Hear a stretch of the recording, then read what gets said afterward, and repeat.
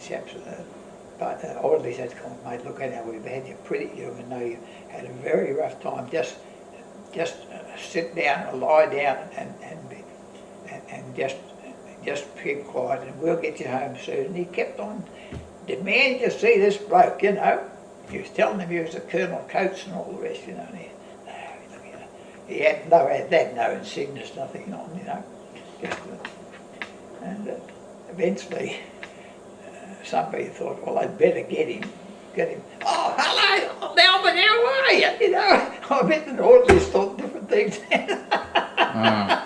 Yeah, that's it. He was very insistent to see this chap. Yes. Everybody thought he was a bit loco. Yes. Well, that's what they said. Yes. Or what was the propaganda? We would all be locos when we got out. Yeah. Yes. Mm-hmm. Yeah. But there was very few that went off their head. Yeah. Were you aware of any suicides?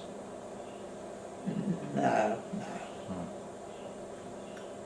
There was quite a few died falling off the bridges and things, but I can't say they were suicide.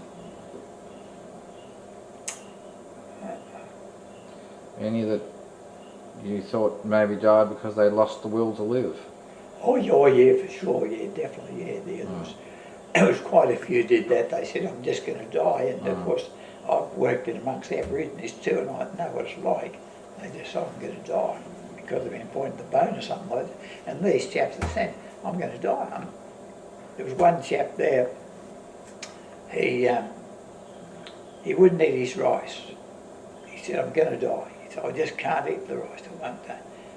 And every time he ate a bit, he just heated it up.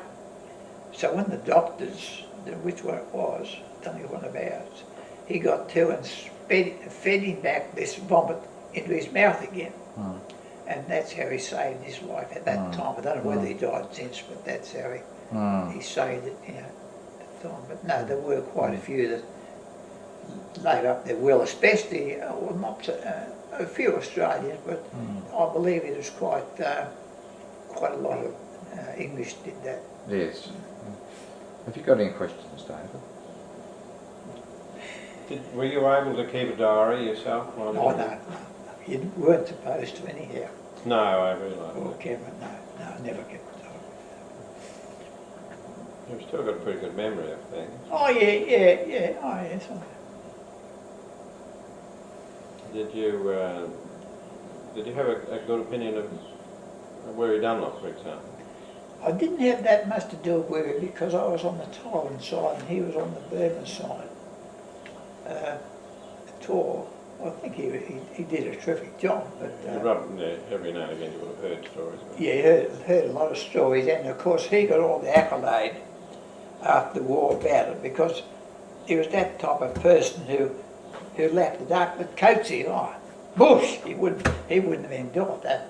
He just wanted to get back to his work and do his work. He couldn't be bothered with all that sort of business, you know. No, he just different type of person. On a more domestic point of view, since you've been back, the recognition of POWs has not been all that brilliant, has it, by the government? No, it hasn't. No, it hasn't really. Has that situation improved of recent years? Oh, don't think so, because see, actually, there was something in that magazine or something that they reckon that, or something else I just read recently, that nearly everybody else has got the same privileges as what we've got now. See, actually, I was when I first came back after discharge, they wrote me a letter and said your application for a pension has been refused. I hadn't applied for a pension. And then a couple of weeks later, the cheque started coming, about 5 or 10% or something like that. And it's kept going all the years, and as I felt I'm getting a bit worse, I'd apply for increase, and eventually, after a bit of rigmarole, I got it.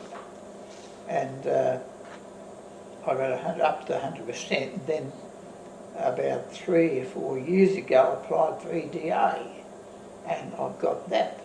Even though I think sometimes I'm not entitled to it, but still, I think most of my other mates, the Tassie blokes, they applied for TPI and got it, even though they were still pretty fit. You know how they did it. I know one of our chaps that got it.